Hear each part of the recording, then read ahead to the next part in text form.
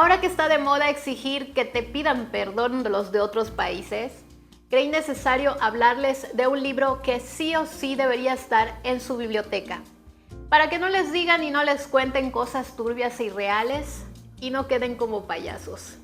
Como parte de mi trauma con la novela azteca y después de haber leído Érase una vez México, me fui por Érase una vez Tenochtitlán. Todo coincidió porque el autor lanza este libro a finales de 2025.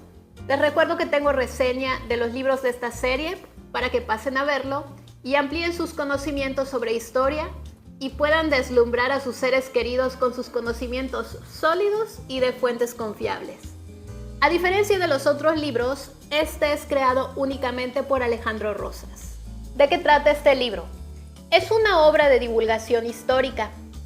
Narra una historia del poder político, de cómo los tlatoanis gobernaron Tenochtitlán, pero sobre todo cómo los mexicas llegaron a ser el gran pueblo y el gran imperio de principios del siglo XVI. Es una obra que está totalmente alejada del convencionalismo. Tiene muchos elementos curiosos, tiene anécdotas, tiene hechos históricos perfectamente documentados. La manera y la narrativa sin prejuicios y sin solemnidades que tanto daño le han hecho al contar la historia mexicana. Es un relato al puro estilo de Game of Thrones, pero mexica y verídico.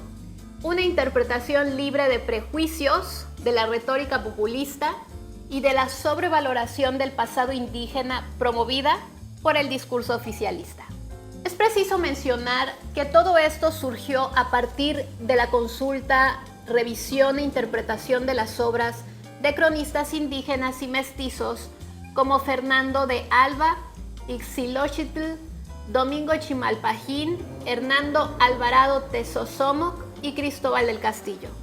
De los cronistas misioneros Fray Bernardino de Sahagún, Fray Diego de Urpán, Fray Toribio de Benavente, Motolinia y Fray Juan de Torquemada, y del trabajo realizado desde hace 50 años del proyecto Templo Mayor y del programa de arqueología urbana. Encontraremos 9 capítulos ordenados cronológicamente. El primero, Entre dioses te veas.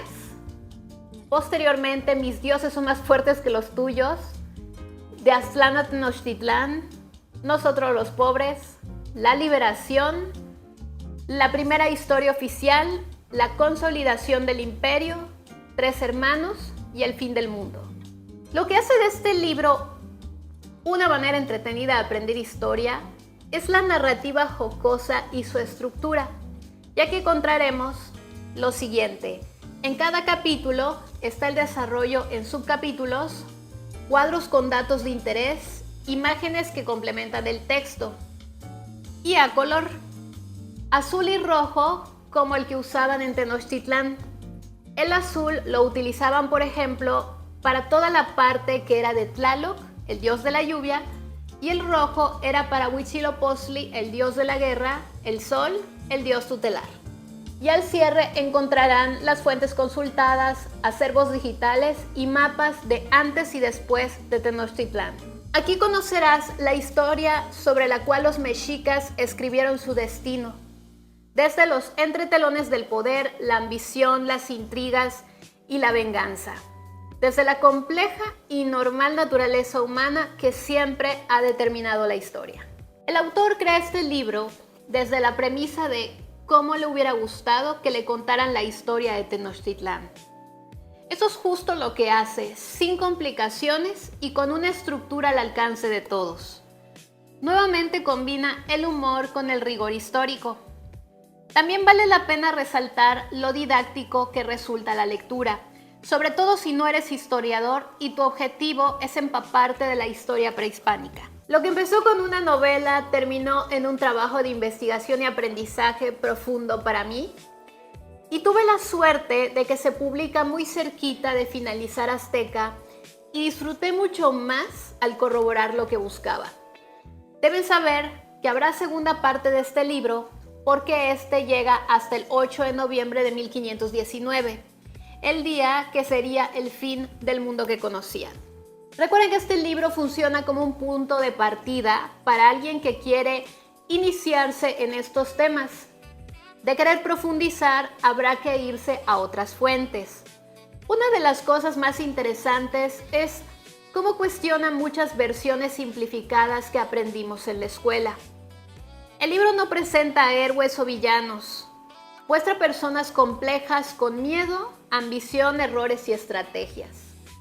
Tomar en cuenta que no es una novela, tampoco un libro académico difícil, sino divulgación histórica accesible.